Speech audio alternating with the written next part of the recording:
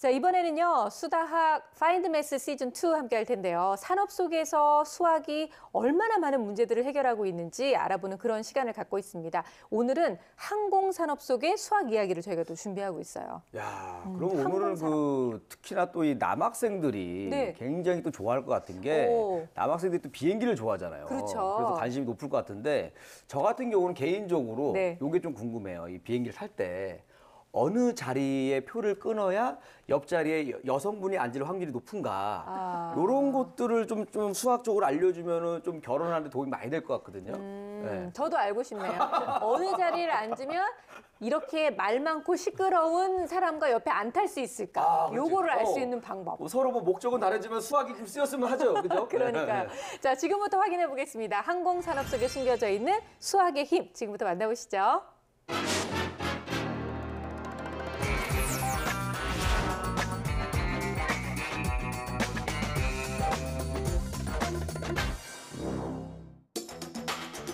예전에는 상상할 수 없었던 지구 반대편에 있는 나라를 오가고 때론 위급한 환자를 호송하며 국가 안보를 위해 사용되는 다양한 항공기.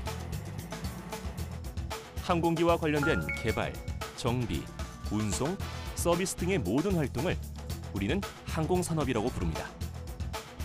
특히 항공산업은 무엇보다 기술 집약적인 고부가 가치 산업으로 대형 비행기 제작에 약 200만 개의 부품이 필요할 정도로 복잡한 기술이 숨어 있습니다. 그리고 이렇게 복잡한 만큼 다양한 문제가 발생하게 되는데요. 이러한 항공산업의 문제를 해결하는 데 수학자들이 중요한 역할을 하고 있습니다. 비행기가 하늘을 나는 데 가장 중요한 요소, 바로 날개입니다. 날개가 만들어내는 양력 덕분에 비행기는 수많은 승객과 무거운 화물을 싣고도 높은 하늘을 날 수 있는데요. 이러한 양력을 극대화시켜줄 수 있는 날개의 모양을 만드는데 수학적 계산은 필수적입니다.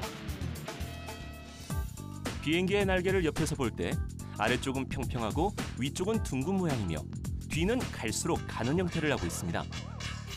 이는 베르누이 원리에 의해 제작되었는데요.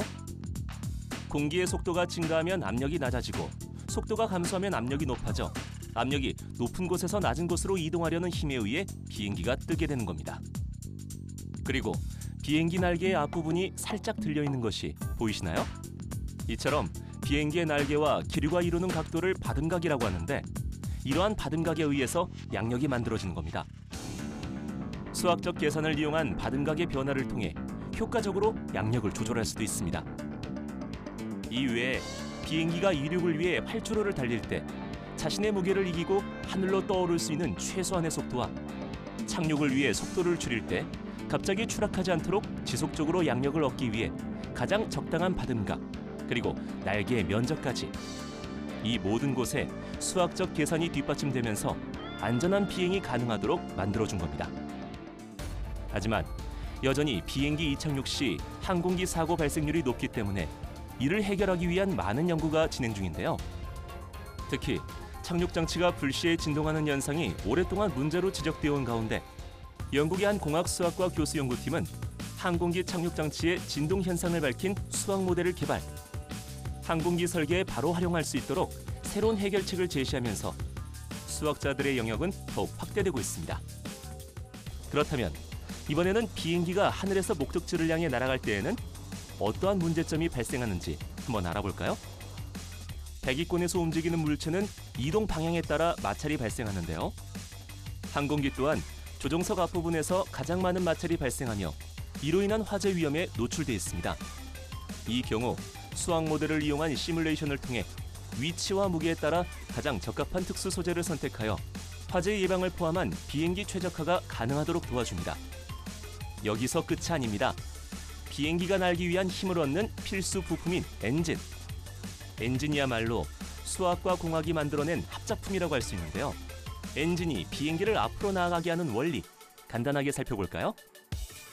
엔진 속으로 흡입된 공기가 압축이 되고 그 후 연료와 혼합되어 연소되면 고온, 고압, 고밀도의 공기로 변합니다. 그리고 이 공기가 터빈을 빠른 속도로 회전시키면 여기에서 발생하는 에너지가 분출되면서 비행기가 하늘을 날 수 있는 건데요. 최소한의 연료와 공기로 큰 추진력을 만들어내고 이와 함께 소음까지 줄여서 효율이 극대화된 엔진을 만들기 위해 다양한 수학적 계산이 필요합니다. 한 가지 예를 들면 엔진의 소음 문제는 장시간 비행하는 고객뿐 아니라 항공사에게도 굉장히 중요한 문제인데요. 비행기에서 발생하는 소음의 총량이 감소하면 소음 관련 법규의 규제를 받지 않고 도시 근처에 공항을 세울 수 있기 때문이죠. 이러한 소음을 효과적으로 감소시키기 위해 필요한 수학에는 편미분 방정식, 나비어 스톡스 방정식, 음양 파동 방정식, 탄성 역학 방정식 등이 있습니다. 이 방정식들을 함께 풀어야 복합 소재의 적절한 선택과 소재의 기하학적 형상으로부터 생기는 물리적 특성을 보다 구체적이고 효율적으로 이해해 소음을 줄일 수 있는 겁니다. 21세기 첨단 산업을 주도해 나갈 미래 유망 산업인 항공산업. 이외에 더욱 다양한 항공산업의 문제를 수학이 어떻게 해결했는지 지금부터 함께 만나보시죠. 비행기체를 만들고 또 소음을 줄이고 엔진에 이르기까지 정말 비행기를 제작하는 모든 부분에 수학이 다 숨겨져 있었던 거예요. 네, 맞습니다. 현대 수학이 발전함으로 인해서 점점 많은 항공 관련 문제들이 해결이 되고 그래서 그 문제가 해결되므로 수많은 새로운 기술들이 나오게 됐는데요. 한 예로 비행기의 날개의 무게를 줄여서 연료의 효율을 높이기 위한 노력들이 많이 되었고 거기에 신소재가 사용되게 되었습니다. 비행기 중에 보잉 787 드림라이너라고 하는 비행기가 있었는데 탄소를 포함한 새로운 신소재를 통해서 비행기를 상당히 가볍게 만들 수 있게 되었어요. 근데 상용화까지는 상당히 많은 시간이 걸리게 되었는데 네. 그 이유는 비행을 시작했을 때 날개가 얼마나 휠 것인가라고 하는 것을 예상할 때 기류뿐만 아니라 수만 개의 부품들이 어떠한 작용을 할 것인가에 대한 예측이 정확하게 되지 않는다면 안전한 비행을 보장할 수 없었기 때문인데요. 현실과 똑같은 가상현실 안에서 여러 가지 변수들이 어떻게 작용할 것인가라고 하는 시뮬레이션이 가능했었어야 됐던 것입니다. 이때 수학이 큰 역할을 하게 되었는데 네. 여기서 사용된 것이 선형대수라고 하는 것이에요.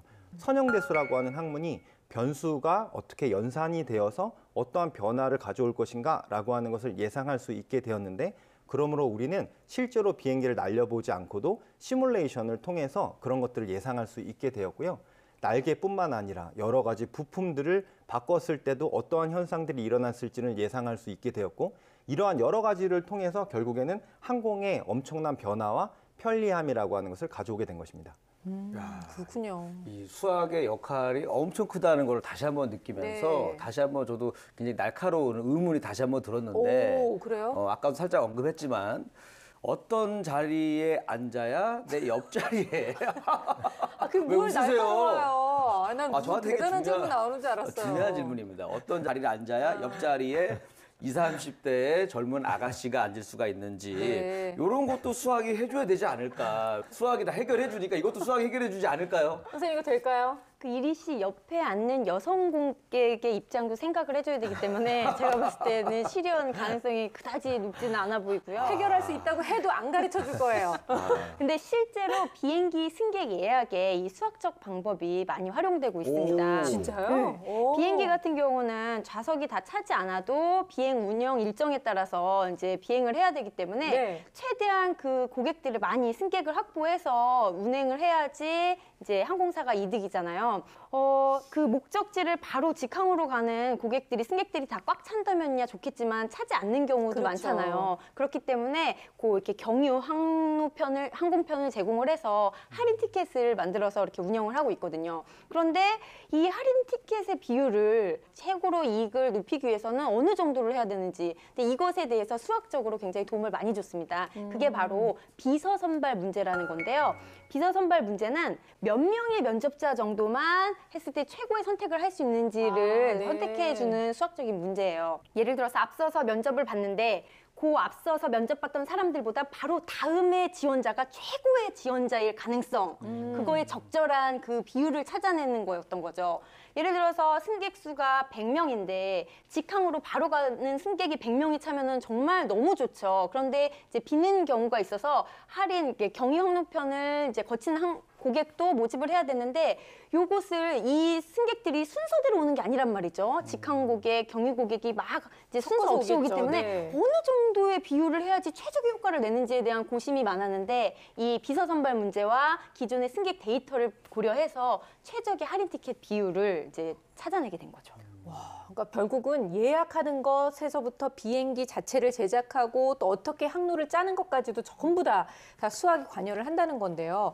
근데 전 늘 항상 조마조마했던 순간이 있어요. 계속해서 순서대로 많은 비행기들이 이착륙을 하잖아요. 그런데 어떻게 한 비행기도 부딪히지 않고 안전하게 이착륙을 할 수 있는지 거기에도 수학이 좀 숨겨져 있지 않을까 그런 생각을 했거든요. 네, 이착륙 시에 발생할 수 있는 여러 가지 문제를 해결하는 데에도 수학이 큰 역할을 하게 되었는데요. 국제공항인 인천공항의 경우에는 활주로가 3개밖에 없고 런던에 있는 히드로공항 같은 경우에는 2개의 활주로밖에 없습니다. 그렇군요. 네, 그럼에도 불구하고 그 수많은 비행기들이 어떻게 이착륙을 할 수 있는지 좀 궁금하시죠? 인천의 예로 들자면 활주로는 약 4,000m이고 비행기가 뜨고 내릴 때 속도는 대략 시속 120에서 280km, 또 시속이 120km라면 4,000m를 빠져나가는데 2분이 걸리고 시속 280km라면 50초 정도의 시간이 소요됩니다. 평균 시속 120km로 단순 계산에 2개 활주로로 한 개는 이륙하고 한 개는 착륙을 한다면 1시간에 30대의 비행기가 뜨고 30대의 비행기는 내릴 수 있다는 것을 알 수 있습니다. 네. 하루에 20시간 정도 공항이 운영되게 된다면 하루에 1,200대 정도가 이착륙을 하게 될 것이고요. 그래요. 1년이면 44만 대가 운영이 가능합니다. 그런데 런던의 공항은 실제로 45만 대나 되는 엄청난 비행기가 이착륙하고 있는데요. 실제로 많은 비행기의 이착륙을 돕기 위해서 활주로를 증설하게 된다면 엄청 많은 비용이 들 것인데 이러한 문제를 해결하기 위해서 수학적인 사고력을 발휘하게 된다면 좀 더 쉽고 경제적으로 문제를 해결하게 될 것입니다. 근데 이제 앞으로는 사실 우리가 지금 1인 1승용차 시대에서 네. 1인 1승용 비행기 시대로 바뀌어간다는 우와, 얘기가 있습니다. 진짜 그렇게 될까요? 그럼 이제 하늘에 막 수많은 비행기가 떠다니고 할 거 아니에요. 그러면은 거기 막 단속하려고 또 그 교통 단속해주는 비행기도 필요하죠. 네. 또 문콕하고 도망간 애들 잡는 비행기도 문콕? 필요하죠. 또 음주운전 하는 거 잡는 비행기도 필요하죠. 그러니까 비행기들이 엄청 많아질 거고. 네. 그다음에 이제 또 그 활주로도 또 많이 필요할 거 아니에요. 그러다 보면 이제 지금 이렇게 되고 있지만 앞으로 이 항공 관련된 그러니까 일자리들이 더 많이 늘어나야 되지 진짜 않을까 그렇겠네요. 또 이런 생각이 들어요. 정말로 이 항공에 관심이 있는 아이들한테는 어떤 부분을 좀 더 많이 공부해라라고 조언을 해줄 수 있을까요? 일단 산업의 규모를 보면 이제 부가가치 있는 산업 쪽이 앞으로 더 발전을 많이 할 거 아니에요. 근데 네. 항공기 보면은 수억 원에서 수백억, 수천억까지 가고 지금은 항공 우주 산업으로까지 발전했기 때문에 네. 인공위성이나 우주선까지 가면 수조 원대까지의 그 제품이 나오는 거죠. 한 대당. 그래서 굉장히 높은 부가가치고 여기에서 이것들을 그 부품이나 항공기를 제작하고 설계하고 그다음에 운항하고 정비하는데 굉장히 많은 인력들이 필요하기 때문에 항공 우주 산업의 미래는 굉장히 밝다고 볼 수 있는데요. 현재 항공 우주 산업의 시장은 미국이나 러시아, 프랑스가 거의 대부분 가져가고 있고 한국은 아직 그 비중이 그렇게 높지는 않은 상태이지만 네. 우리나라도 고등훈련기를 스스로 만들어서 해외 수출을 하고 있고 그다음에 국가에서도 항공 산업을 앞으로의 주력 산업으로 계속 생각하고 열심히 밀고 있기 때문에 학생들이 이쪽을 직업으로 생각하고 지금부터 그 공부를 해도 네. 전망은 매우 밝다고 볼 수 있을 것 같습니다. 그리고 그 항공 산업의 대부분이 IT 기술을 기반으로 하기 때문에 컴퓨터를 전공이나 그 복수 전공 내지는 부전공을 하는 경우도 꽤 많이 있고요. 많은 경우에 컴퓨터 시뮬레이션을 이용하기 때문에 컴퓨터 관련된 기술들이 굉장히 많이 필요하고요. 더 본격적으로 들어가면 수학이 여기도 굉장히 그렇죠. 중요한 그 학문으로서 갖고 있고요. 물리학이나 영어도 중요하지만 수학이 차지하는 비중이 매우 크다고 볼 수 있습니다. 뿐만 아니라 항공산업은 여러 산업 분야가 모여서 같이 그 만드는 그런 분야가 있기 때문에 조직적인 사고 능력이나 관리 능력이 또 필요하고요. 그 학생들 입장에서 보면 아직은 크게 발전한 산업이라기보다는 계속 발전하고 있는 그렇죠. 산업이어서 예. 이게 어디로 갈지를 모르거든요. 그래서 도전 정신이 굉장히 많이 필요하고 지금 학생들이 이 방송을 본다면 수학, 영어, 기본적인 물리학 이런 것들을 같이 공부해서 도전한다면 좋은 성과가 있지 않을까라는 생각이 듭니다. 선생님 말씀 듣고 보니까 항공산업 분야라는 거는 그냥 무시할 수 있는 게 아니라 앞으로 너무 미래가 유망한 그런 분야라는 생각이 들어요. 아이들한테도 이 항공산업 분야의 여러 가지 가능성에 대해서 많이 제시를 해주시면서 앞으로 얼마든지 큰 꿈을 꿀 수 있는 그런 분야라는 걸 얘기해 주시면 좋을 것 같습니다. 자, 저희 수다학은요, 다음 주에도 즐거운 수학 이야기 가지고 찾아올 거고요. 여러분들의 수학 궁금증 있으시면 언제든지 저희 수다학 홈페이지를 통해서 글 남겨주시면 되겠습니다. 자, 오늘은 여기까지입니다. 다음 시간에 뵐게요. 고맙습니다.